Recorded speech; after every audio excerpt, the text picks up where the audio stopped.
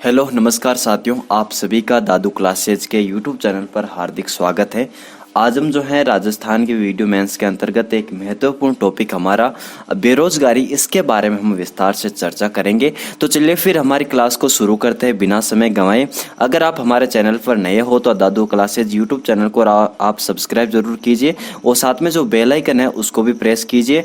और अगर आपको इस क्लास की पीपीटी चाहिए यानी पीडीएफ वगैरह, तो आप दादू क्लासेज हमारा टेलीग्राम चैनल है, वहाँ पर आप हमसे जुड़ सकते हो, जिसकी जो लिंक है डिस्क्रिप्शन बॉक्स में नीचे दी हुई है, ठीक है।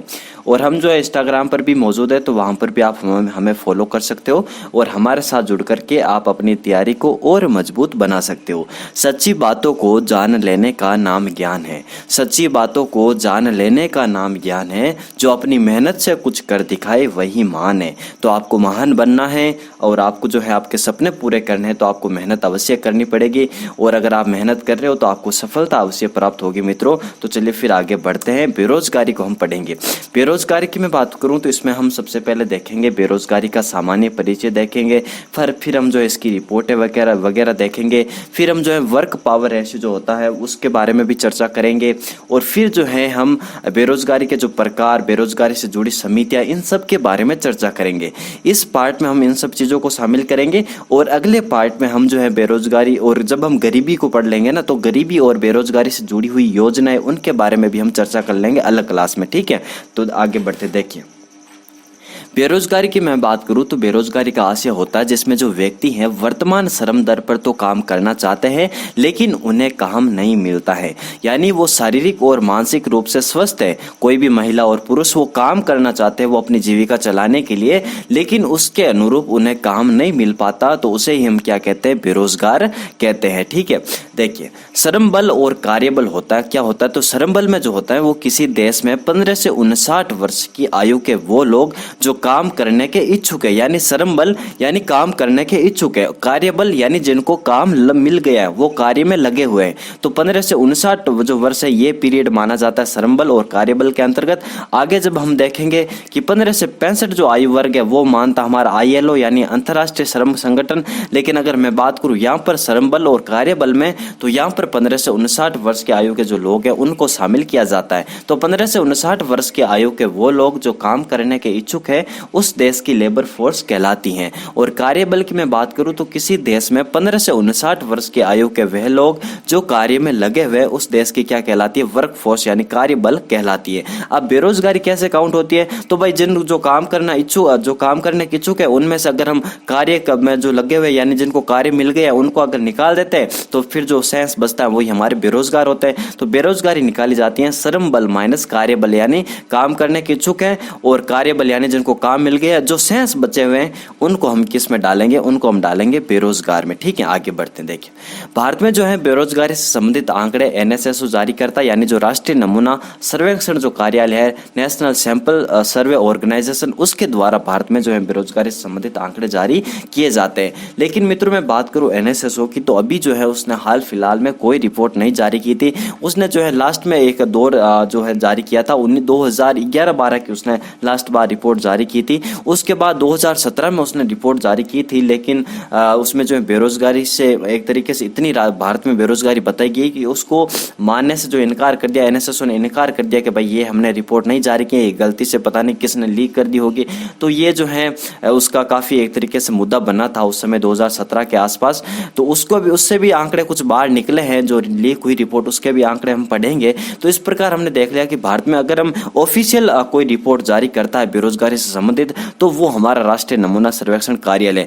इसी कारण से अभी जो है एग्जाम में इससे कोई क्वेश्चन नहीं बन पा रहा है बेरोजगारी से संबंधित, क्योंकि इसकी कोई मित्रों नवीन रिपोर्ट नहीं आई है ऑफिशियल। क्योंकि उस समय बात करें 2011-12 से पहले, तो वहां पर जो है हर एक राउंड में यानी 2011-12, 2010-11, 2009-10 इस प्रकार में जो है रिपोर्ट जारी करता था हमारा एनएसएसओ। लेकिन हाल फिलहाल में उसने कोई नई रिपोर्ट जारी नहीं की है, इसकी वजह से यहाँ से जो है आंकड़ों से संबंधित कोई क्वेश्चन नहीं बनता है। लेकिन हम CMIE है यानी यानी centre for monitoring economy, monitoring India for economy, ऐसा कुछ है ये इसका पूरा नाम, वो जो है रिपोर्ट जारी करती हैं अपनी 2-2 महीनों में। उसके बारे में भी हम चर्चा करेंगे मंथली, जो काफ़ी ज़्यादा इंपॉर्टेंट है। तो देखिए सबसे पहले हम बात अध्ययन कर लेते हैं कि भाई कौन कौन सी ऐसी संस्थाएं हैं जो रिपोर्ट जारी करती हैं बेरोजगारी से जुड़ी हुई। तो CMIE यानी centre for monitoring Indian economy, तो ये हमारी जो है ये हाल फिलहाल में इसकी हम रिपोर्टें पढ़ते हैं। इससे जो है आजकल क्वेश्चन बन रहे हैं, क्योंकि कोई ऑफिशियल तो रिपोर्ट आ नहीं रही है, इसकी वजह से यहाँ पर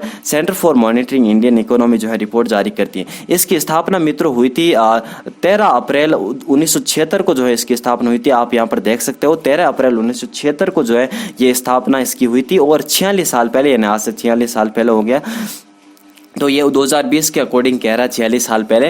तो अभी बात करें तो 48 लगभग 48 साल हो गए इसको। तो यहाँ पर जो है इसकी स्थापना 13 अप्रैल 1976 को होती है, और इसके फाउंडर कौन थे? तो नरोत्तम शाह जो है centre for monitoring Indian economy के फाउंडर थे। और इसका हेडक्वार्टर कहाँ पर है? तो इसका मुंबई, दिल्ली में नहीं, मुंबई हमारा जो महाराष्ट्र, वहाँ पर इसका जो हेडक्वार्टर है।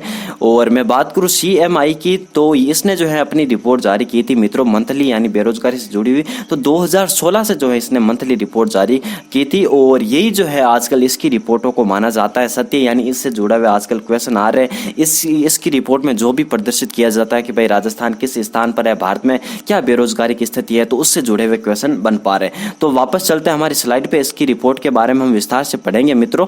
तो आप यहाँ पर देख सकते हो कि किस प्रकार जो है, एक तो हमारा ऑफिशियल रिपोर्ट जारी होती है बेरोजगारी से जुड़ी हुई, और दूसरी हमारी जो है एक प्राइवेट संस्था, यानी जो अभी हमने बात की थी वो हमारी प्राइवेट संस्था है CMIE। तो CMIE इसके बारे में आपको लिखवा दूंगा, ये मैंने इस PPT में शायद इंक्लूड किया होगा। तो CMIE यानी centre for monitoring Indian economy, तो ये हमारी इसकी स्थापना 1976 में होती है, लगभग 46 साल पहले यानी 48 साल पहले। और जो नरोत्तम शाह इसकी स्थापना करते हैं, मुंबई में इसका हेडक्वार्टर है, और मंथली ये रिपोर्ट जारी करती है। और 2016 में इसने अपनी रिपोर्ट जारी की थी, ये बेरोजगारी से जुड़ी हुई रिपोर्ट, ठीक है। तो NSSO और यहाँ पर CMI की याद रखना। अब मैं बात करूँ मित्रों NSSO की, तो ये हमारा पहले NSSO नहीं था। लगभग हम बात करें तो 2019 में, यानी 23 मई 2019 को, ये भी मैंने आगे लिखा होगा, ठीक है। मैं पहले आपको बता देता हूँ सारी चीज़ें। 23 मई 2019 को जो है एक हमारा भारत में पहले से कार्य कर रहा था NSO और राष्ट्रीय सांख्यिकी कार्यालय या नेशनल स्टैटिस्टिक ऑफिस, और दूसरा हमारा था CSO। तो इनको जो है यहाँ पर मिला करके, इनको जो है एक तरीके से मर्ज करके NSSO का यहाँ पर गठन किया गया था। कब किया गया था? तो 23 मई 2019 को यहाँ पर इसका गठन किया गया था। वापस पीछे चलते हैं और मैं आपको बताता हूँ NSSO जुड़ी हुई कुछ जानकारी। तो यहाँ पर आप देख सकते हैं कि जो NSSO है, the national sample survey office merged with the central statistical office is to form the national statistical office, यानी जो है राष्ट्रीय सांख्यिकी कार्यालय और केंद्रीय जो सांख्यिकी कार्यालय है उनको यहाँ पर मिला करके इसका NSSO का एक तरीके से निर्माण गठन किया गया था। और बात करें कब किया गया था, तो 23 मई 2019 को जो है ये घटना कार्यक्रम हुआ था। और the government of India has approved the merger of NSSO and CSO, यानी 23 मई 2019 को हमारी सरकार ने अनुमति दी थी इसका मर्जर करने की।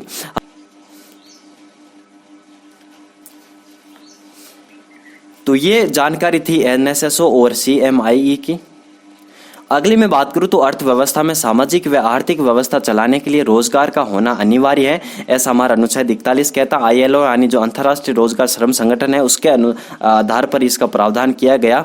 तो ये जो कहता है कौन, हमारा ILO भी कहता है और अनुच्छेद 41 भी कहता है कि भाई आपको यहाँ पर रोजगार का होना अनिवार्य है जीवन में अपनी जो है सामाजिक और आर्थिक व्यवस्था चलाने के लिए। और अनुच्छेद 39 में आपको पता है कि समान कार्य के लिए समान वेतन का भी जिक्र किया गया है।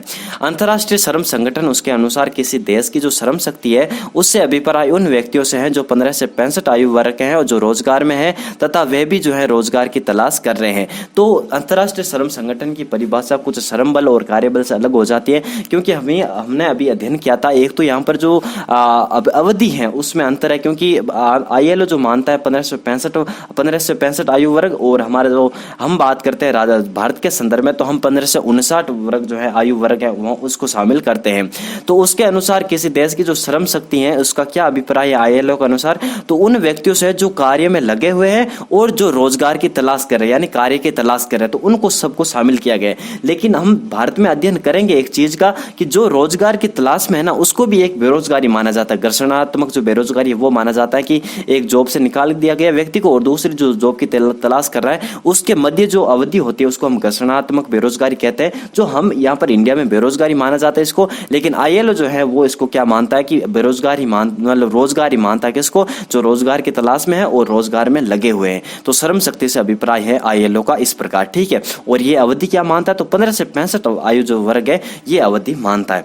आगे बढ़ते हैं। आगे मित्रों, बेरोजगारी का मापन यानी किस प्रकार जो है समिति एक बनाई गई थी बेरोजगारी का मेजरमेंट करने के लिए, मापन करने के लिए। तो योजना आयोग द्वारा ये सभी कार्य, गरीबी वगैरह इनसे जुड़े हुए जो कार्य ही योजना आयोग ही करता है। तो योजना आयोग द्वारा जो बेरोजगारी के अनुमान के संबंध में वर्ष 1973 में भगवती जो कमेटी है उसकी सिफारिश के आधार पर NSSO ने बेरोजगारी के आंकड़े एकत्रित किए थे। यानी तो 1973 में जो है भगवती कमेटी बनाई गई थी बेरोजगारी का मापन करने के लिए, और उसके आधार पर ही हमारा जो राष्ट्रीय सैंपल सर्वे संगठन है उसने बेरोजगारी के आंकड़े एकत्रित किए थे।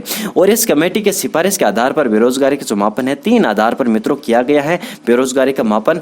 तो 3 आधार कौन कौन से है, तो एक तो हमारा है सामान्य स्थिति बेरोजगारी, दूसरा हमारा है दैनिक स्थिति बेरोजगारी, और तीसरा हमारा है साप्ताहिक स्थिति बेरोजगारी। सामान्य स्थिति बेरोजगारी की मैं बात करूं तो इसमें उन व्यक्तियों की संख्या है जो सर्वेक्षण अवधि के पूर्व के 1 वर्ष में किसी प्रकार के रोजगार में नहीं होते हैं। यानी उनको एक मैं बात करूं तो 273 दिन अगर साल में किसी को कार्य नहीं मिलता है तो उसको हम किस में मानते हैं, इसको दीर्घकालीन बेरोजगारी या फिर खुली बेरोजगारी या फिर इसको सामान्य बेरोजगारी माना जाता है। किसको हमारी बात करें, इस साल के अगर 273 दिन कार्य नहीं मिले तो हम क्या मानते हैं, सामान्य स्थिति बेरोजगारी इसको मानते हैं। दूसरा है हमारा दैनिक स्थिति बेरोजगारी। इसमें मित्रों बात करें तो दैनिक आधार पर देखा जाता है कि अगर आपको एक दिन में 4 घंटे का कार्य नहीं मिलता है, एक दिन में अगर आप 4 घंटे का काम नहीं मिलता है और आपको उसका पारिश्रमिक नहीं मिलता है तो आप बेरोजगारी की श्रेणी में आएंगे। कौन सी बेरोजगारी, तो दैनिक स्थिति बेरोजगारी की श्रेणी में आप आएंगे।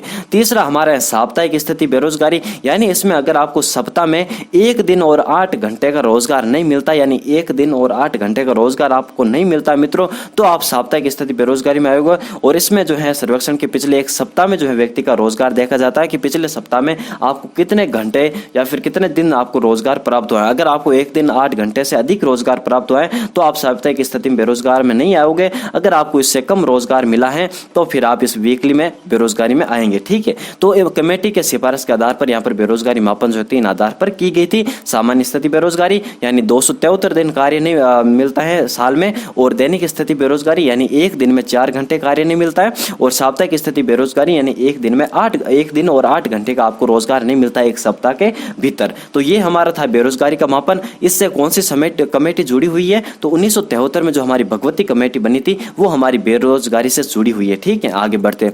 आगे हम देखते हैं वर्क पावर रेशियो और या फिर कार्यबल की हम बात करते हैं। कार्यबल हमने किसको बताया था, तो 15 से जो है 59 वर्ष की एक तरीके से आयु के वर्ग में वो लोग जो कार्य में लगे हुए हैं, जिनको काम मिला हुआ है, उनको तो हम कार्यबल मानते हैं। और श्रम बल मानते हैं जो एक तरीके से काम करने के इच्छुक है। और श्रम बल माइनस कार्यबल ही क्या होता है, हमारा बेरोजगारी होता है। भारत में मित्रों कार्यबल की जो संख्या है लगभग 40 करोड़ है। आप जानते हैं कि 2011 की जनगणना के अनुसार लगभग हमारे भारत में 121 करोड़ जो है जनसंख्या रहती है। तो यहाँ पर 40 करोड़ यानी 121 करोड़ के अंतर्गत अगर 40 करोड़ माने तो वो हमारे कार्यबल है, यानी वो कार्य में लगी हुई है। कार्यबल में मित्रों लगभग 70% तो पुरुष है और 30% यहाँ पर महिला है। 70% पुरुष यानी 40 का 70% कितना होगा, तो वो हमारे हो जाएंगे पुरुष। 728 यानी एक तरीके से 28 करोड़ तो हमारे कौन से हैं, पुरुष है। और बाकी जो बच्चे हैं यहाँ पर 4×3=12 जो 12 करोड़ हमारे कौन है, वो हमारी महिला है, ठीक है। तो ये हमारे कार्यबल में ये अनुपात है। क्या ये अनुपात है, तो 7/3 जो है ये हमें अनुपात देखने को मिलता है। 7:3 जो है ये हमें देखने को मिलता है कार्यबल में, यानी पुरुष और महिला का अनुपात। और दूसरी हम बात करें यानी कार्यबल का कितना प्रतिशत ग्रामीण क्षेत्रों में निवास करता है और कितना प्रतिशत हमारा शहरी क्षेत्रों में निवास करता है मित्रों, तो इसमें भी रेशियो सेम ही है। 70% जो ग्रामीण क्षेत्रों में निवास करता है कार्यबल का और 30% हमारे शहरी क्षेत्रों में जो है निवास करता है। अब मैं बात करूं यहाँ पर जो है तुलनात्मक आपसे पूछा जाएगा कि भारत में जो है ये क्वेश्चन बनेगा कि राजस्थान में जो है कार्यबल की संख्या भारत से अधिक है, यानी अनुपात हम बात करेंगे करेंगे वर्क पावर रेशियो के अनुपात में, और उसमें जो है हम बात करेंगे कि भाई आपका कितना, एक तरीके से मान लीजिए 121 करोड़ जनसंख्या हमारे भारत की, अब उसमें से 40 करोड़ जो है क्या है, कार्यबल है। तो 121 करोड़ में से अगर हम 40 करोड़ का अनुपात देखेंगे, यानी कितना प्रतिशत है 40 करोड़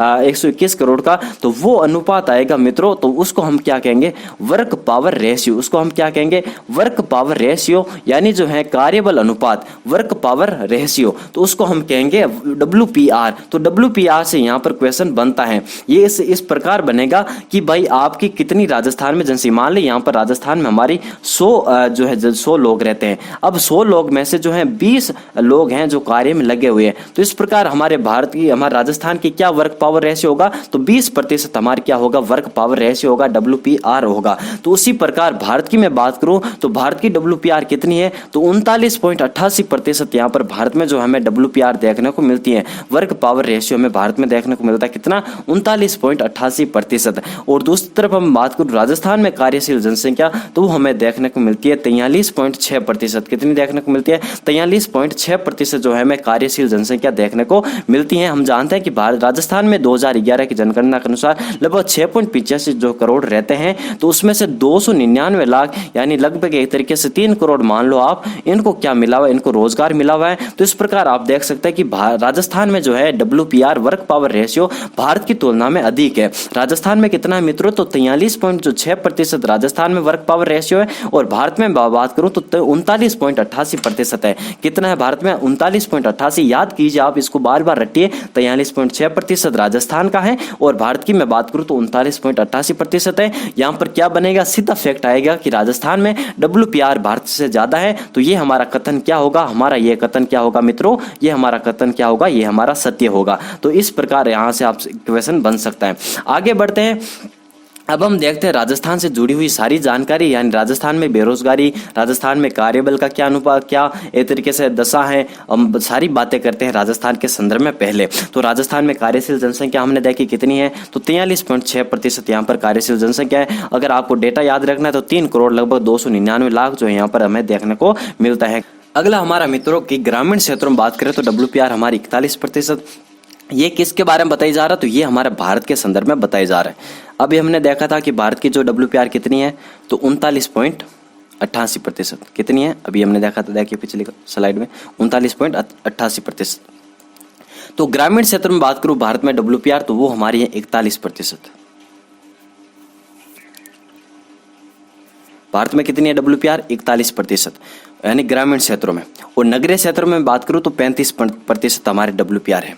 यानी ये किस प्रकार बताया जा रहा है, ये अभी आंकड़ा अभी आपने पढ़ा था ना कि भाई भारत में कार्यबल की संख्या कितनी है, 40 करोड़ है।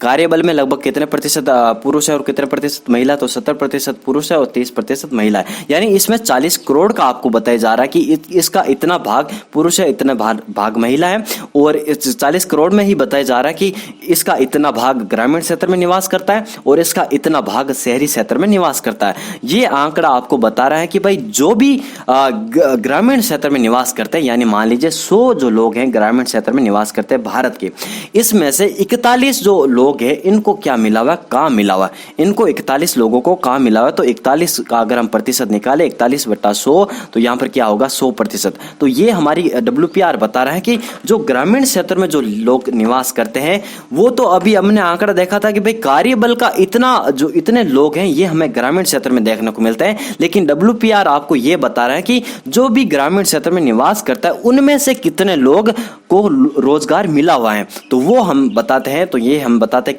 किसके अंतर्गत, यानी कार्यबल में लगे हुए, तो वो हमें कितने देखने को मिलते हैं, तो 41% है ग्रामीण क्षेत्र में, इनको जो है मिला हुआ है, क्या मिला हुआ है, तो यहाँ पर इनको एक तरीके से कार्यबल में लगे हुए हैं।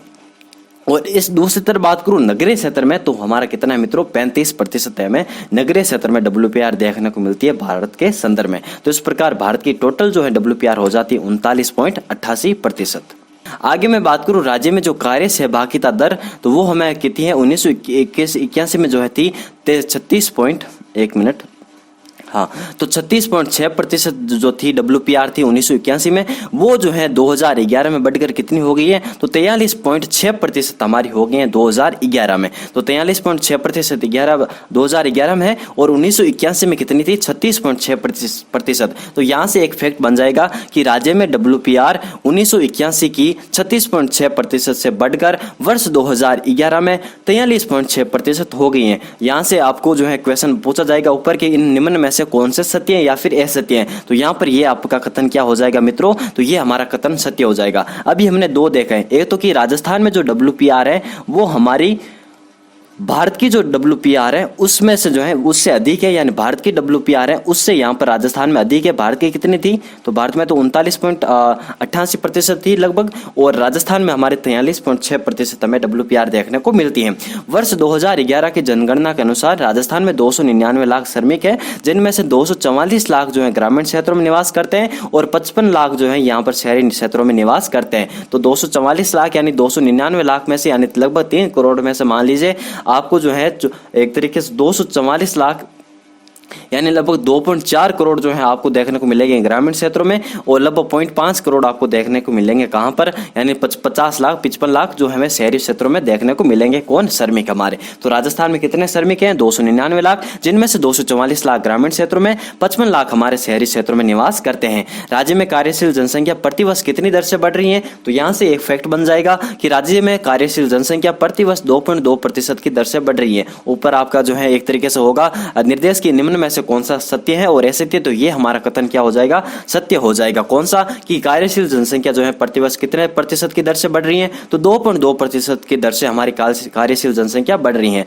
2011 की जनगणना के अनुसार राज्य में जो है श्रम शक्ति बेरोजगार जो है 33 लाख लोगों को माना गया है। तो ये ज्यादा इंपॉर्टेंट है कि 2011 की जनगणना के अनुसार राज्य में जो श्रम शक्ति बेरोजगार है वो कितने माना गया है मित्रों, तो 33 लाख लोगों को माना गया। तो ये हमने किस प्रकार देखा था, ये हमने इस प्रकार देखा था कि भाई श्रम बल माइनस कार्य बल, यानी एक तरीके से जो श्रम करने के इच्छुक है और जिनको कार्य मिल चुका है।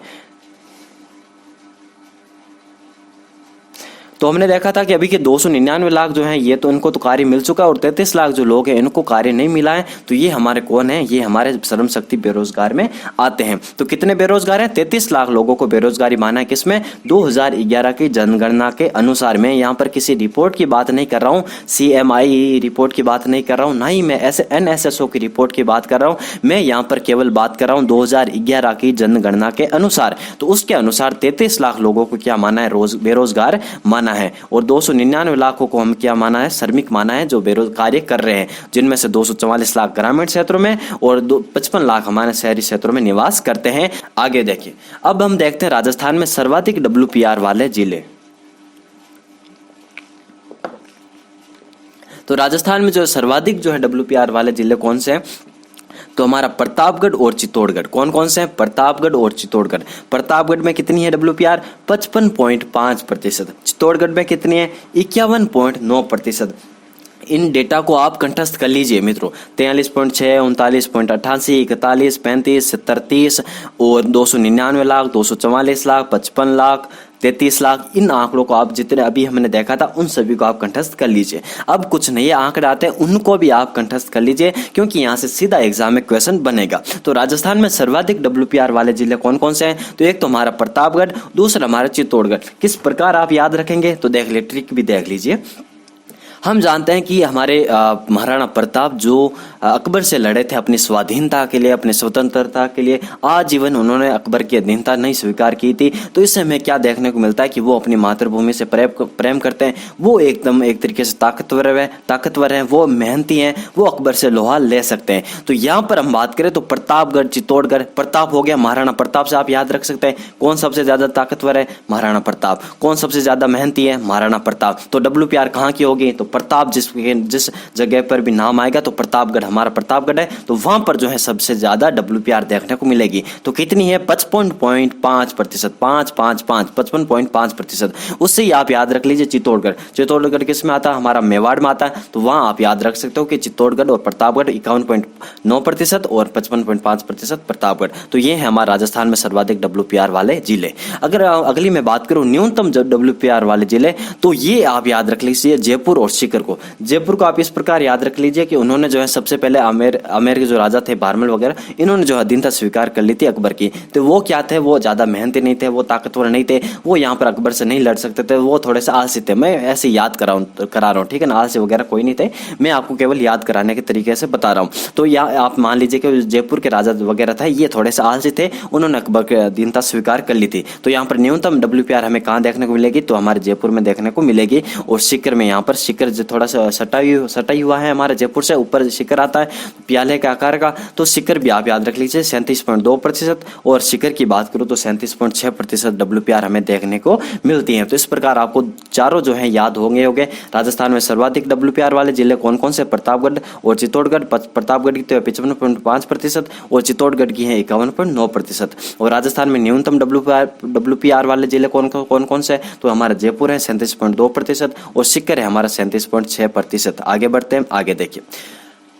आगे बढ़ते हैं। अब हम देखते हैं कि भाई राजस्थान के ग्रामीण क्षेत्र में WPR कितनी है और शहरी क्षेत्र में WPR कितनी है। अभी हमने पिछली स्लाइड में अध्ययन किया था कि भारत के संदर्भ में कि भारत में कितनी WPR है, यानी ग्रामीण क्षेत्र में और शहरी क्षेत्र में। तो भारत में तो थी 41 और 35 ग्रामीण और शहरी में। और राजस्थान की मैं बात करूँ तो यहाँ पर ग्रामीण क्षेत्र में देखने को मिलती है 47.3%। कितनी ग्रामीण क्षेत्र में WPR देखने को मिलती है 47.3%। और WPR शहरी क्षेत्र में बात करूँ तो यहाँ पर हमें देखने को मिलती है 32.3%। कितनी 32.3% हमें शहरी क्षेत्र में WPR देखने को मिलती है। WPR को तो आप अभी आपने समझ लिया होगा कितनी सारी एकदम फैक्ट, आप वापस रिवाइज कर लीजिए एक बार।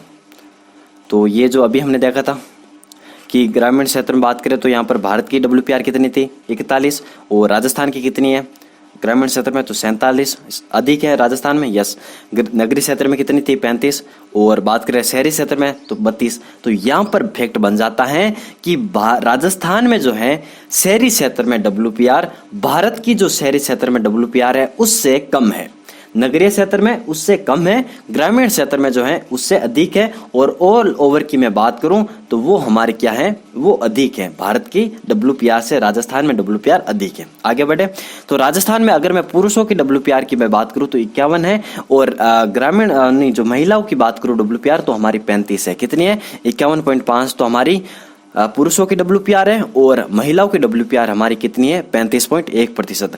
राजस्थान में सर्वाधिक WPR कहाँ की है, प्रतापगढ़ चित्तौड़गढ़। प्रतापगढ़ की कितनी है 55.5%। चित्तौड़गढ़ की कितनी है 51.9%। सर्वाधिक जो न्यूनतम WPR कहाँ की है तो जयपुर और सीकर। जयपुर की कितनी है 37.2%। सीकर की कितनी है 37.6%। राजस्थान में पुरुषों की WPR कितनी है 51.5%। भारत में जो है ग्रामीण क्षेत्र की WPR कितनी है 41%।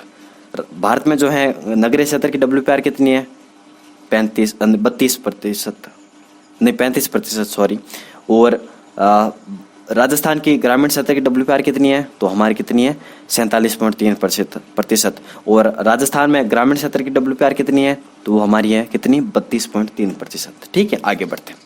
अब हम देखते हैं रोजगार के क्षेत्रवार में कुल प्रतिशत व्यक्ति, यानी एक तरीके से भारत और राजस्थान में जो भी रोजगार में लगे हुए हैं मित्रों, उनमें से कितने प्रतिशत जो लोग हैं किसान हैं, कितने प्रतिशत खेतीहर है, कितने प्रतिशत घरेलू कार्यों में संलग्न है, कितने प्रतिशत हमें अन्य श्रमिकों में देखने को मिलते हैं।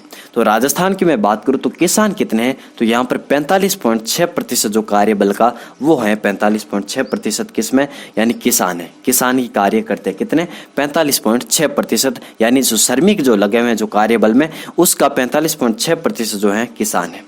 राजस्थान की बात करूं तो 45.6% है और भारत की मैं बात करूं तो 24.6% है। तो इस प्रकार एक आपको आंकड़ा आ गया होगा कि राजस्थान में भारत से जो है किसान का प्रतिशत अधिक है। राजस्थान में भारत से किसान का प्रतिशत अधिक है। कितना है तो 45.6%। लगभग कितना तो लगभग हमें 20 देखने को मिलता है, यानी 20% की हमें अंतर देखने को मिलता है। 24 में से 20 जोड़ेंगे तो लगभग 44-45 होगा। तो यहाँ पर जो है किसान इतने अधिक हैं कहाँ पर राजस्थान में जो बात करें भारत की तुलना में। खेतीहर की मैं बात करूं मित्रों तो राजस्थान में इनका प्रतिशत है 16.5% और भारत की मैं बात करूं तो 30%। तो यहाँ पर आपने एक फैक्ट और भी देख लिया होगा कि राजस्थान में जो है भारत की तुलना में कम खेतीहर है। कम खेतिहर श्रमिक है। राजस्थान में कितने 16, और 16 का लगभग मान लीजिए डबल कितना, लगभग 30-32, तो यहाँ पर वो हमें भारत में देखने को मिलता है। घरेलू कार्यों में संलग्न की मैं बात करूं तो यहाँ पर 2.4% है, और भारत की मैं बात करूं तो 3.8% है, जो ज़्यादा इंपॉर्टेंट नहीं है। अन्य श्रमिकों की मैं बात करूं तो 35.5% राजस्थान में, और 41.6% हमें भारत में देखने को मिलता है। इंपॉर्टेंट क्या है कि राजस्थान में भारत की तुलना में जो है किसान में जो है, जो रोजगार में जो एक तरीके से कार्यबल का जो किसान है वो यहाँ पर राजस्थान में सर्वाधिक है। और खेतिहर की बात करूं तो यहाँ पर राजस्थान का डबल यहाँ पर भारत में देखने को मिलता है। और अन्य श्रमिकों की बात करूं तो यहाँ पर भारत में सर्वाधिक देखने को मिलता है। आगे बढ़ते हैं। राज्य में जो है कृषि पर निर्भर श्रमिकों का अनुपात कितना है? तो राज्य में जो है कृषि पर निर्भर आप श्रमिकों का अनुपात निकाल सकते हैं। किस प्रकार निकाल सकते हैं? तो किसान देख लीजिए कितना हो गया 45.6%, और खेतिहर हमारे कितना हो गए 16.5%। खेतिहर का मतलब ये होगा कि भाई जो का मजदूरी वगैरह करते हैं खेतों में जाकर के, तो कितना जोड़ लीजिए आप 6 5 11, 6 5 11 ने 1 12, और 4 1 5, 5 ने 1 6। तो ये तो आपने पढ़ाई होगा कि राजस्थान में कितने प्रतिशत जो जनसंख्या जो है, जो कामगार जनसंख्या है वो खेती पर निर्भर है। तो इस फैक्ट को तो आपने हमेशा से रटा होगा कि 62% जो लगभग हैं यहाँ पर हमें खेतों में लगे हुए हैं, यानी किसानी कार्य करते हैं, कृषि पर यहाँ पर निर्भर है। तो ये कहाँ से आया मित्रों? तो ये हमने 45.6 को जोड़ा, 16.5 को जोड़ा, जो टोटल हुआ हमारा 62.1%। तो ये यहाँ पर आपको ज़्यादा इंपॉर्टेंट है कृषि की दृष्टि से। अगर हम बच्चों को भी जोड़ दें और वृद्धों को जोड़ दें तो यहाँ पर हमारा कितना प्रतिशत हो जाता है? तो लगभग 70% हमारे कृषि पर निर्भर हो जाते हैं लोग। ठीक है, क्या कहाँ पर? राजस्थान में। अब हम आगे बढ़ते हैं। ज़्यादा इंपॉर्टेंट चीज़ है श्रमिक वर्गीकरण। श्रमिक वर्गीकरण यानी ये किस प्रकार है? तो श्रमिकों को यहाँ पर बांटा जाता है एक तो मुख्य श्रमिकों के अंतर्गत, यानी जिनको 183 दिन, यानी एक तरीके से मैं बात करूँ तो 6 माह से अधिक रोजगार प्राप्त होता। तो 6 माह में कितने दिन होंगे? तो लगभग एक तरीके से 6 1 2 3 18 180, और 6 में से 3 तो महीने ऐसे आएंगे जहाँ पर 31 एक दिन और बढ़ा लीजिए तो लगभग 183 हो जाते हैं। ठीक है, तो जिनको 183 दिन या फिर 6 माह से अधिक का रोजगार प्राप्त हो जाता है मित्रों, तो उनको तो हम मतलब मुख्य श्रमिक मानते हैं। और जिनको जो है 183 दिन 6 माह से कम रोजगार प्राप्त होता है तो उनको हम मानते हैं सीमांत श्रमिक। मुख्य श्रमिक, सीमांत श्रमिक। राजस्थान में मुख्य श्रमिक कितने हैं? तो 70.5% है राजस्थान में मुख्य श्रमिक। और सीमांत श्रमिक की मैं बात करूं तो ये हमारे राजस्थान में कितने? 29.1%। कितने? 29.1%। मुख्य श्रमिक कितने? 70.5%। सीमांत श्रमिक कितने? 29.1%। कितने? 29.1%। अब मुख्य श्रमिक कितने हैं जनसंख्या प्रतिशत? तो 70.5%। सर्वाधिक की मैं बात करूं मित्रों तो सर्वाधिक कहां पर रहते हैं मुख्य श्रमिक? तो सर्वाधिक रहते हैं हमारे जयपुर में। और हमने जयपुर से जुड़ा हुआ फैक्ट अभी हमने अध्ययन किया था कि राजस्थान में न्यूनतम WPR कहाँ की है? तो न्यूनतम WPR हमारी जयपुर की है। कितनी है? 37.2%। ठीक है, तो राजस्थान में मुख्य श्रमिक की मैं बात करूं सर्वाधिक कहां पर रहते हैं? तो सर्वाधिक जयपुर में रहते हैं। कितने हैं? 83.6%। 83.6% हमारे राजस्थान में मुख्य श्रमिक जो है यहाँ पर जयपुर की सर्वाधिक रहते हैं। यानी जयपुर में 100% मान लीजिए श्रमिक हैं, तो उसमें से 83.6% जो है मुख्य श्रमिक है, यानी उनको 6 माह से अधिक रोजगार प्राप्त होता है। न्यूनतम की मैं बात करूं मित्रों तो 33.7% जो है यहाँ पर न्यूनतम डूंगरपुर में है मुख्य श्रमिक का अनुपात। ठीक है, तो मुख्य श्रमिक कितने हैं यहाँ पर डूंगरपुर में? 33.7%, यानी 100% श्रमिक है, उनमें से 33.7% यहाँ पर मुख्य श्रमिक है, यानी इनको 6 माह से अधिक का रोजगार प्राप्त होता है। राजस्थान में ऑल ओवर कितने हैं हमारे मुख्य श्रमिक? तो वो है हमारे 70.5%। अब इसका ही आप उल्टा कर लीजिए सीमांत श्रमिकों में, यानी सर्वाधिक कहाँ पर हो जाएगा? तो डूंगरपुर में हो जाएगा। 33 में से आप निकाल लीजिए, 100 में से जो है 33 निकाल लीजिए, तो वो हमारा सर्वाधिक आ जाएगा सीमांत श्रमिक डूंगरपुर में। ऑल ओवर राजस्थान में 29.5%। और न्यूनतम की बात करूँ तो जयपुर हो जाएगा। क्यों? क्योंकि जयपुर में सीमा मुख्य जो श्रमिक है वो सर्वाधिक है। ग्रामीण क्षेत्र में मुख्य श्रमिक कितने हैं तो 66.3%, और शहरी क्षेत्र में कितने हैं तो यहाँ पर 88 है। और ग्रामीण क्षेत्र में अगर सीमा श्रमिकों की बात करूँ तो 33.7%, और शहरी क्षेत्र में बात करूँ तो 11.2%। ये आप देख सकते हो, ये चारों डिजिट 66, 88, 33, 11, ये चारों किससे जुड़ी है, ये 11 से भाग जाती है या नहीं जाती, 11 चौक 66, 11 8 88, 11 3 13, 33, 11 1 11, तो ये आप देख लीजिए 11 से एक तरह से डिविजिबल है। ग्रामीण क्षेत्र में 66 88 याद रख लीजिए, ग्रामीण क्षेत्र शहरी क्षेत्र 66 88 66 88, 33 11 33 11 33 11, ठीक है। तो ये हमारा मुख्य श्रमिक और सीमा श्रमिकों का एक तरीके से प्रतिशत था, अनुपात था, ये आपको याद रखना है। राज्य में जो है आश्रितों का अनुपात कितना है मित्रों तो 1.29 जो प्रतिशत है, ये हमारे राज्य में आश्रितों का अनुपात है। तो अगर मैं बात करूँ तो कार्यशील कितने थे तो अभी हमने देखा था 43.6% जो है कार्यशील है, और 43.6 में से अगर मैं बात करूं जो मान लीजिए 100% टोटल है जनसंख्या राजस्थान की, तो उनमें से 43.6 जो है एक तरीके से काम में लगे हुए हैं, और उनमें से अगर हम बांट लेते 56 घटता है 100 में से 43 निकालेंगे तो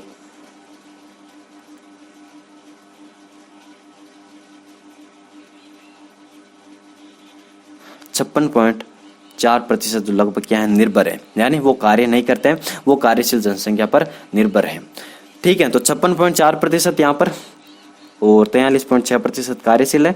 अगर 56 में से 43 एक तरीके से रुकिए 1 मिनट, हाँ, तो अगर आप 56.4 में से 43.6 को घटाएंगे तो 1.29 हमें देखने को मिलेगा। ये हमारे राज्य में आश्रितों का अनुपात है, यानी निर्भरों में से कार्यशील को घटाएंगे तो आश्रितों का अनुपात आ जाएगा। आगे बढ़े,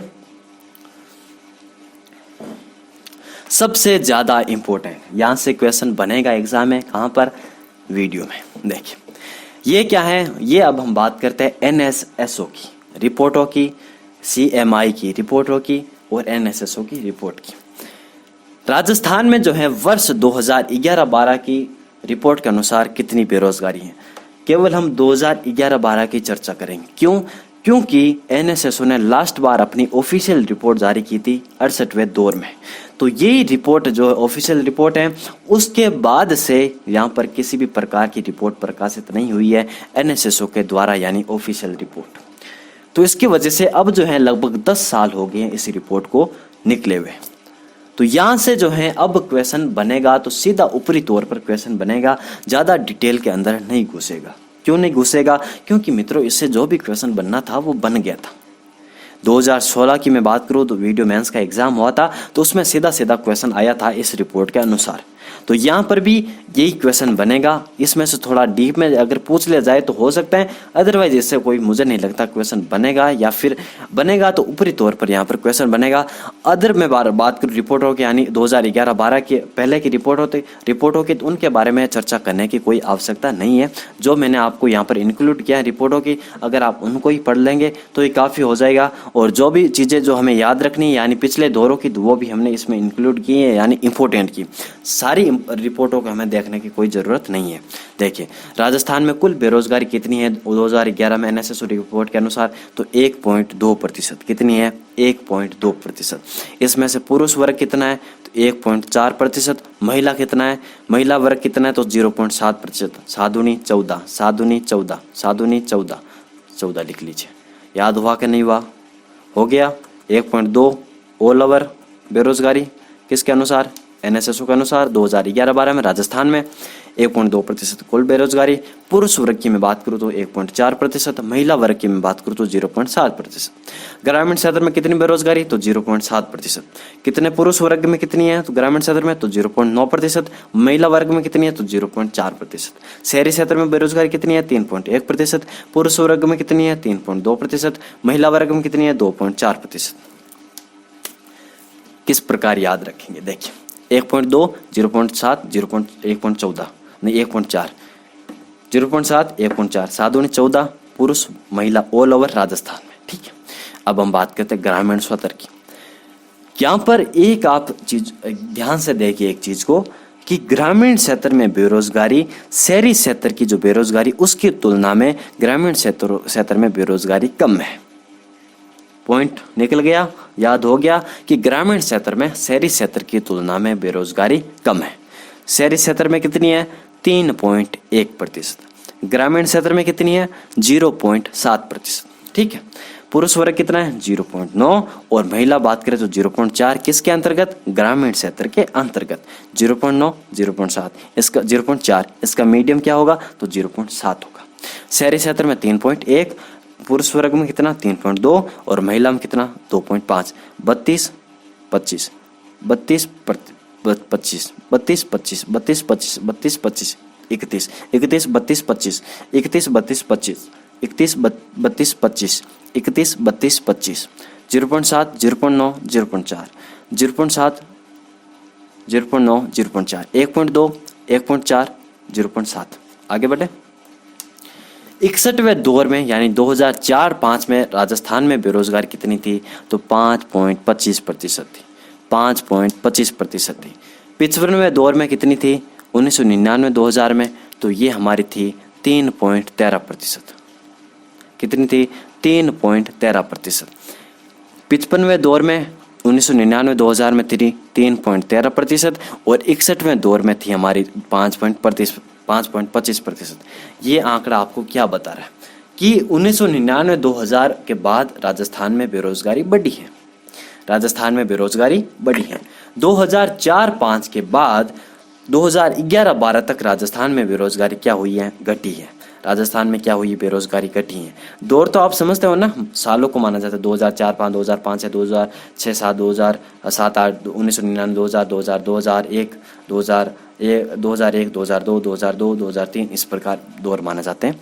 तो 61वें दौर में थी 2004-5 में हमारी 5.25% और 55वें दौर में थी 3.13% और 68वें दौर में थी हमारी 1.2%। अभी हमने देखा था।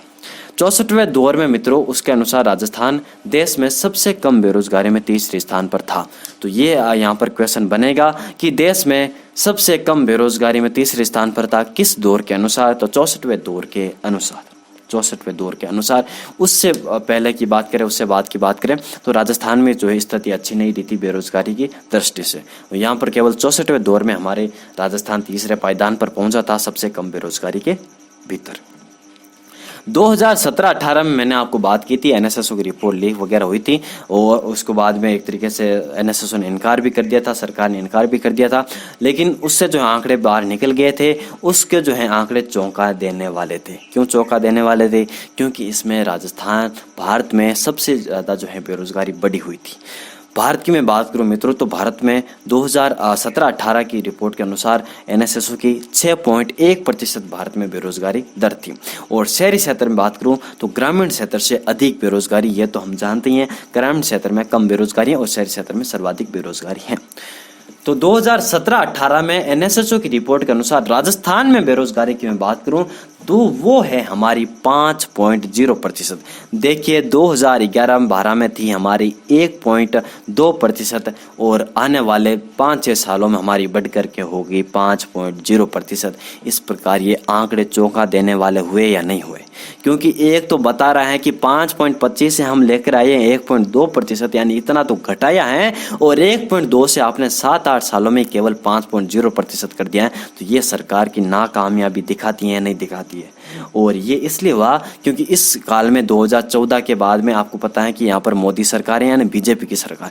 राजस्थान में भी 2013 में बाद में एक तरीके से मैं बात करूँ 13 में बीजेपी गवर्नमेंट आई थी वसुंधरा राजे के द्वारा और राजे के नेतृत्व में, और भारत में मोदी के नेतृत्व में 2014 में सरकार आई थी। तो इस प्रकार ये बीजेपी ने जो है अपनी एक तरीके से नाकामयाबी कहो या फिर कुछ भी कहो, उसने छिपाने के लिए इस रिपोर्ट को एक तरीके से बंद भी करवाया था, इसको जो है ऑफिशियल प्रकाशित होने से रोका था। तो उसके अनुसार राजस्थान में कितनी बेरोजगारी 5.0% और भारत में कितनी 6.1% और शहरी क्षेत्र में हमेशा ग्रामीण क्षेत्र से अधिक बेरोजगारी रहती है। अगला है हमारे मित्रों CMIE यानी centre for monitoring of Indian economy. तो उसके द्वारा मैंने कहा था मंथली रिपोर्ट जारी होती है। तो ये जो है मंथली जारी करती हैं, यानी हर महीने के बारे में बात बताती हैं कि भाई इस महीने में इतनी रही, इस महीने में इतनी रही थी। तो उसके द्वारा मैं बात करूं मित्रों तो अभी हाल फिलहाल की बात करूं तो आज से लगभग 5-6 महीने पहले तो हमारा हरियाणा वगैरह ये पहले स्थान पर रहता था, लेकिन आजकल जो है 3-4 महीने हो गए मित्रों, हमारा जो राजस्थान है वो यहाँ पर नंबर 1 में रह रहा है। मैं इसको ज़्यादा डिटेल से नहीं पढ़ा रहा हूँ, क्योंकि ये जो मंथली रिपोर्ट जारी करती है मित्रों, तो हो सकता है तो आप केवल जैसे कि हमारा जुलाई में एग्ज़ाम है, तो हो सकता है तो आप अप्रैल की मैं अभी आपको बता दूंगा कि कितना हमारा राजस्थान बेरोजगारी है। मई की आपको जब ये रिपोर्ट आए तो आप मई की देख लेना कि उसमें कितनी हमारा राजस्थान बेरोजगारी है। और यहाँ से तो आप सीधा मान सकते हैं कि एक तरीके से राजस्थान जो है अभी नंबर 1 में रह रहा है बेरोजगारी में। तो आए फिर हम CMI की, ये तो उस समय की है, फरवरी के काल में है, और उस समय काफ़ी चर्चा में रही थी मित्रों, क्योंकि राजस्थान में फरवरी महीने में सर्वाधिक अपने इतिहास में बेरोजगारी रही थी। कितनी रही थी? तो 32.3%। तो 32.3% आपको एक आंकड़े याद करना है। क्यों? क्योंकि ये जो है अभी हाल फिलहाल में वर्ष में बात करें तो सर्वाधिक बेरोजगारी इस महीने में दर्ज की गई थी, और उसके बाद राजस्थान वापस बेरोजगारी घटी हुई है। और इस महीने की बात करें अप्रैल में तो 28% के पास आ गई हैं। तो इस प्रकार बेरोजगारी वापस घट रही है। लेकिन अगर मैं सर्वाधिक की बेरोजगारी बात करूं तो फरवरी महीने में रही है। तो यहाँ से सीधा क्वेश्चन आ सकता है कि राजस्थान में हाल फिलहाल में किस महीने में, या फिर हम कह सकते हैं कि फरवरी महीने में कितनी बेरोजगारी रही है। तो यहाँ पर आप आंकड़े से क्वेश्चन बन सकता है। ठीक है, तो इसके बहुत सारे कारण भी है। और दूसरा ये भी एक तरीके से मैं बात करूँ, जो ग्रेजुएट हैं, जो स्नातक हुए हैं, उनमें भी राजस्थान में हर एक दूसरा माना जाता है कि वो बेरोजगारी है। हर एक ग्रेजुएट जो व्यक्ति हैं, जो एक तरीके से नवयुवक हैं, वो हर एक दूसरा ग्रेजुएट बेरोजगार हैं। तो ये भी हमारे CMI में माना गया है ऐसा रिपोर्ट में। तो आइए अब हम वर्तमान की देख लेते हैं, यानी अप्रैल महीने की क्या स्थिति है, और उसके बाद मई की आप देख लेना करंट अफेयर्स में। तो मैं आपको सीधा लेकर चलता हूँ अप्रैल महीने की। तो एक मिनट, हाँ, ये मैंने यहाँ पर रखी हुई है, देखिए आप यहाँ पर इसको थोड़ा सा, और ये आप, हाँ ये रही,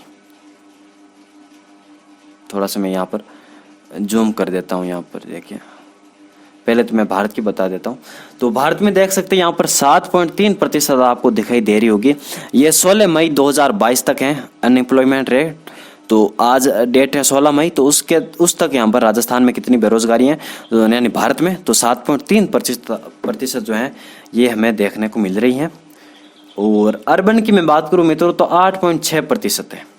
ये 16 मई के अनुसार है ना। अप्रैल की यहाँ पर आप देख सकते हो, अप्रैल 2022 में इंडिया में बात करूँ तो 7.83% है। और अभी अब मई की मैं बात करूँ तो 7.3% है। और आप जून की देख लेना, जून की भी देख लेना जब एग्जाम हो जुलाई से। लेकिन मुझे नहीं लगता जून से पूछा जाएगा, क्योंकि हाथों हाथ एक महीने करंट अफेयर शायद ही पूछा जाए, वो आपसे एक महीने का पहले ही पूछेगा।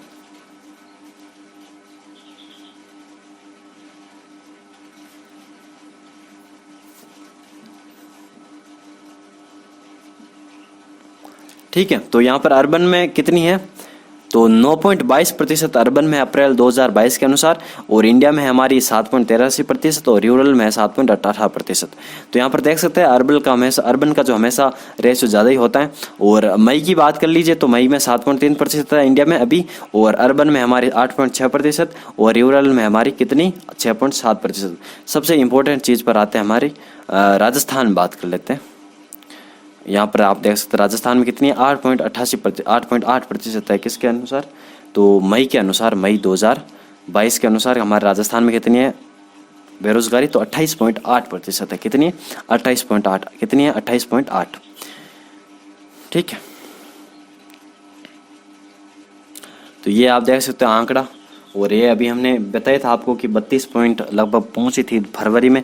तो ये आप देख सकते हैं यहाँ पर ग्राफ देख लीजिए कितना, और उस समय इंडिया में बात करें तो 24.19% थी, सबसे हाईएस्ट पीक पर थी अपनी फरवरी में। और फिर आप देख लीजिए मई में यहाँ पर अप्रैल तक 16 मई तक, तो यहाँ पर देख सकते हैं आपको 7% के आसपास रह रही है, यानी 7.3 7.8 वगैरह इंडिया में। ठीक है, और राजस्थान में कितनी है, तो हमारे राजस्थान में शायद यहाँ पर विस्तार से नहीं बताया गया। राजस्थान में मैं आपको लेकर चलता हूँ अगर यहाँ पर विस्तार से हो राजस्थान में। हाँ ये रहा, देखिए ये राजस्थान आपको दिखाई दे रहा होगा यहाँ पर। ये राजस्थान में आप देख सकते किस प्रकार आंकड़ा है। ये शुरुआत से बताया जा रहा है। जब ये रिपोर्ट प्रकाशित हुई थी ना 2016 में, तो उस समय राजस्थान बेरोजगारी थी 6.7%, और फिर फरवरी में 3.8 घटी थी। तो ये आंकड़ा फ्लक्चुअल है, यानी बढ़ता जाता है, घटता बढ़ता जाता है। तो यहाँ पर कुछ ज़्यादा इम्पोर्टेंट नहीं है, लेकिन आपको वर्तमान की दृष्टि याद रखनी है कि वर्तमान में क्या स्थिति है राजस्थान की। तो राजस्थान में आप अप्रैल में देख सकते हो कितनी 28.8%। और यहाँ पर आप एक चीज़ आपने नोटिस की होगी कि अगर मैं बात करूँ अप्रैल में वापस, जो हरियाणा है वो वापस फर्स्ट स्थान पर आ गया है। तो ये मैं आपको बता रहा था कि हरियाणा जो है अपने पहले स्थान पर आ गए हैं। अभी राजस्थान की मैं बात करूँ, स्थिति दूसरे स्थान पर है। फरवरी में राजस्थान पहले स्थान पर आया था तो काफ़ी हो हल्ला मचा था, काफ़ी सरकार को निंदा झेलनी पड़ी थी, अपने ऊपर कटाक्ष झेलने पड़े थे। तो अभी हरियाणा फर्स्ट पर आ गए हैं और राजस्थान दूसरे स्थान पर है, ठीक है। तो ये जो मैंने इंक्लूड किया था कि राजस्थान नंबर 1 पर है, तो ये फरवरी की दृष्टि से है, ठीक है। अभी अगर वर्तमान की बात करूँ तो वर्तमान में अभी राजस्थान दूसरे स्थान पर आ गया है। अगला है हमारा मित्रों बेरोजगारी के प्रकार। तो आइए हम बेरोजगारी के प्रकारों के बारे में अध्ययन कर लेंगे। तो पूर्ण बेरोजगारी तथा अर्ध बेरोजगारी। वार्षिक रोजगार के आकलन के लिए कार्य दिवसों की मानक संख्या कितनी है? 270 है। अगर किसी व्यक्ति को 35 दिनों से कम का रोजगार प्राप्त होता है तो वार्षिक स्तर पर उसे पूर्ण बेरोजगार माना जाता है। अगर आपको 35 दिनों से कम रोजगार प्राप्त होता है मित्रों, तो उसको हम क्या मानेंगे? वार्षिक स्तर पर पूर्ण रोजगार मानेंगे। यानी आपको एक महीने का रोजगार अगर आपको प्राप्त नहीं होता है तो फिर आप पूर्ण बेरोजगार में माने जाएंगे। यदि उसके कार्य दिवस 35 दिन से ज्यादा और 135 दिनों से कम हो, यानी 35 दिन से ज्यादा होता है और 135 दिनों से कम हो तो फिर उसे अर्ध बेरोजगार माना जाएगा। वहीं 135 दिनों से अधिक के रोजगार की स्थिति में पूर्ण रोजगार माना जाता है। तो पूर्ण बेरोजगारी तो क्या होती है कि अगर आपको एक महीने से भी कम रोजगार का प्राप्त होता है, यानी 35 दिनों से कम रोजगार का प्राप्त होता है, तो फिर आप पूर्ण बेरोजगार माने जाएंगे। और अगर आपको 35 दिन से लेकर के 135 दिनों के मध्य आपको रोजगार प्राप्त होता है तो फिर आप अर्ध बेरोजगार माने जाएंगे। और अगर आपको 135 दिनों से अधिक का रोजगार प्राप्त होता है तो फिर आप पूर्ण रोजगार माने जाएंगे, यानी आप बेरोजगार नहीं होंगे, ठीक है। तो 135 दिन से अधिक के रोजगार की स्थिति में पूर्ण रोजगार माना जाएगा। अगला हमारा मित्रों प्रकट बेरोजगारी। तो प्रकट बेरोजगारी की मैं बात करूं तो यदि कोई व्यक्ति उत्पादक कार्य में शामिल ही न हो तो उस स्थिति को प्रकट बेरोजगारी कहते हैं। और या यदि कोई व्यक्ति किसी उत्पादक कार्य से अलग अलग हो तो उसे प्रकट बेरोजगारी कहते हैं। तो प्रकट बेरोजगारी की परिभाषा ये है कि वो जो है किसी भी उत्पादक कार्य में शामिल नहीं होता, हमें दिखाई नहीं देता कि भाई वो किसी कार्य में लगा हुआ है, तो उसी को हम क्या कहते हैं कि भाई सीधा सीधा वो बेरोजगार दिखाई दे रहा है, यानी उसको हम क्या कहते हैं? प्रकट बेरोजगारी कहते हैं। अगला हमारा प्रच्छन्न बेरोजगारी। ये तो आप जानते हैं खेतों में सर्वाधिक देखने को मिलता है, कृषि कार्यों में, कि भाई जहां पर 5 लोगों की जरूरत है और काम में लगे हुए हैं 10 लोग, तो उसी को हम प्रच्छन्न बेरोजगारी कहते हैं। कि जब किसी काम में जरूरत से ज्यादा व्यक्ति शामिल रहते हैं जबकि उतने लोगों की जरूरत नहीं होती है, तो ये स्थिति प्रच्छन्न बेरोजगारी कहलाती है। प्रच्छन्न बेरोजगारी कृषि क्षेत्र में अधिक देखने को मिलती है क्योंकि जनसंख्या एवं खेतों का उपविभाजन भी पीढ़ी दर पीढ़ी बढ़ता जाता है। साथ ही साथ जो है गैर कृषि रोजगारों की संख्या पर्याप्त रूप से नहीं बढ़ती। इसमें जो है श्रमिक की सीमांत जो उत्पादकता है वो शून्य होती है, अर्थात उत्पादन में उनका कोई योगदान नहीं होता है, ठीक है। तो ये तो हम जानते हैं खेतों में देखने को मिलती है ज्यादातर प्रच्छन्न बेरोजगारी। अगला हमारे मित्रों संरचनात्मक बेरोजगारी। तो यदि किसी देश की जो उत्पादक संस्थाओं की संख्या में कमी होती है, यानी उद्योग वगैरह इनकी संख्या में कमी होती है, उद्योगों का जो एक तरीके से दूसरी जगह पर स्थानांतरण होता है या फिर तकनीकी जो परिवर्तन होता है, उसके कारण रोजगार के अवसर सीमित रह जाते हैं और अर्थ श्रम शक्ति का जो एक बड़ा वर्ग है ये बेरोजगार हो जाता है, तो उस समस्या को संरचनात्मक बेरोजगारी कहा जाता है। ये जो है दीर्घकालीन समस्या है। उत्पादक संख्याओं की जो उत्पादक जो संस्था है उनकी संख्या में जड़ता बने रहने और जनसंख्या के जो बढ़ते जाने के कारण जो है संरचनात्मक बेरोजगारी बढ़ती है। उत्पादक संख्या तो एक तरीके से उत्पादक जो संस्था है वो तो सेम ही है, लेकिन जनसंख्या बढ़ रही है तो वो भी हमें संरचनात्मक बेरोजगारी देखने को मिल सकती है। और अगर तकनीकी परिवर्तन होता है, यानी जो काम हाथ से होता था अब वही मशीन से होने लगता है, तो फिर आप जानते हैं तकनीकी परिवर्तन होता है तो सारे जो लोग हैं वो कुशल नहीं होते हैं, कुछ अर्ध कुशल भी होते हैं, तो उनका काम नहीं रह पाता अर्ध कुशलता का, तो ये भी हमें संरचनात्मक बेरोजगारी इस प्रकार की देखने को मिलती है। आगे है मित्रों चक्रीय बेरोजगारी, यानी इसमें जो क्या होता है कि उत्पादक संस्थाओं में समायोजन के दौरान या फिर जो बाजार परिवेश में जो परिवर्तन होता है उसके दौरान रोजगार की संख्या में होने वाली जो अल्पकालिक गिरावट है उसके फलस्वरूप जो उत्पन्न जो बेरोजगारी उसको हम चक्रीय बेरोजगारी कहते हैं। यानी बाजार जो परिवेश है उसमें कोई परिवर्तन होता है तो उससे जो बेरोजगारी उत्पन्न होती है उसी को हम चक्रीय बेरोजगारी कहते हैं, क्योंकि एक चक्कर के साइकिल की तरह ये बेरोजगारी चलती है। और ये बेरोजगारी सामान्यतः अस्थायी प्रकृति की होती है। वैश्विक स्तर पर जो विकसित देश होते हैं उसमें ये चक्रीय बेरोजगारी ज्यादा देखने को मिलती है। चक्रीय बेरोजगारी जो मुख्यतः व्यापार जो चक्र है उससे संबंधित होती है। तो ऐच्छिक बेरोजगारी क्या होती है कि इसमें जो है लोग वर्तमान वेतन दर पर काम करने के लिए तैयार नहीं होते, कि भाई उनको जो है चाहिए 500 रुपये का काम, लेकिन मिलता उनको 200 रुपये का काम, तो ये फिर वो तैयार नहीं होते काम करने के लिए। उसी को हम मानते हैं ऐच्छिक बेरोजगारी, जो हमें देखने को मिलती है ज़्यादातर शिक्षितों में, कि भाई हमें अपने ज़रूरतों के जो हम योग्य हैं उसके अनुसार हमें एक तरीके से रोजगार नहीं मिल पाता है। तो जब वर्तमान वेतन दर पर काम करने के लिए तैयार नहीं होते और उन्हें अपनी संपत्ति या फिर अन्य स्रोतों से आमदनी होती रहती है, तो उसी को हम ऐच्छिक बेरोजगारी मानते हैं। अगली है घर्षणात्मक बेरोजगारी। तो इसमें क्या होता है कि अर्थव्यवस्था में आने वाले निम्न परिवर्तन से उत्पन्न होती है मित्रों, कि जब व्यक्ति अपने रोजगार में परिवर्तन की इच्छा है तो अपने वर्तमान रोजगार को छोड़ देता है। जब कोई पुरानी कंपनी बंद कर नई कंपनी खोली जाती है, जब किसी उद्योग के उत्पाद की मांग किन्हीं कारणों से कम हो जाती है, तो ऐसी स्थिति में थोड़े समय के लिए बेरोजगारी उत्पन्न होती है, जिसे घर्षणात्मक बेरोजगारी कहते हैं। मैंने आपको बताया था ना कि जब आप रोजगार छोड़ देते हो और दूसरे रोजगार की तलाश करते हो, तो उसके मध्य जो पीरियड होता है, यानी रोजगार छोड़ने को और रोजगार तलाश करने की, तो उसी को हम घर्षणात्मक बेरोजगारी मानते हैं।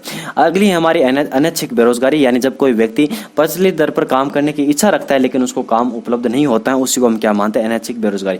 यह ज्यादातर हमें देखने को मिलती है मित्रों, जैसे कि कमठे वाले जो कारीगर होते हैं, काम करते हैं, जैसे घर वगैरह बनाते हैं, तो उनको मान लीजिए भाई 300 रुपये में काम करने के लिए तैयार हो जाता है। कोरोना काल में आपको पता है कि काफ़ी स्थिति खराब हुई थी इनकी, तो ये जो कम एक तरीके से वेतन पर तैयार हो गए थे काम करने को, लेकिन उनको काम नहीं मिल रहा, तो इसको हम क्या मानते हैं, अनैच्छिक बेरोजगारी। यानी काम करना चाहते हैं कम कीमत पर भी, लेकिन फिर भी उनको कार्य उपलब्ध नहीं होता है। अगली है मौसमी बेरोजगारी, यानी मौसमी बेरोजगारी क्या होती है कि भाई एक जो कोई विशेष समय होता है उसके अंतर्गत ही आपको रोजगार प्राप्त होता है, जैसे कि गन्ना उद्योग वगैरह हो गया, या फिर अन्य बात करें तो ज़्यादातर हमें ये देखने को मिलता है कि जब हम नियोजित व्यक्ति हैं उसकी बात करते हैं तो हमारा तात्पर्य उन लोगों से होता है, लेकिन कृषि संबंधी गतिविधियां जैसे कि वर्ष भर चलती रहती हैं, जैसे कि फसल कटाई के समय, बीज बोने, फसल उगाने, निराई करते समय कार्य करने के लिए ज़्यादा लोगों की आवश्यकता होती है। इस कारण ऐसे समय में रोजगार बढ़ जाता है। आपको पता है कि जब एक तरीके से फसल की कटाई के समय, यानी फसल को काटना होता है, जैसे कि गेहूं के काटने का सीजन आ गया, तो उस समय आपको पता है कि काफ़ी सारे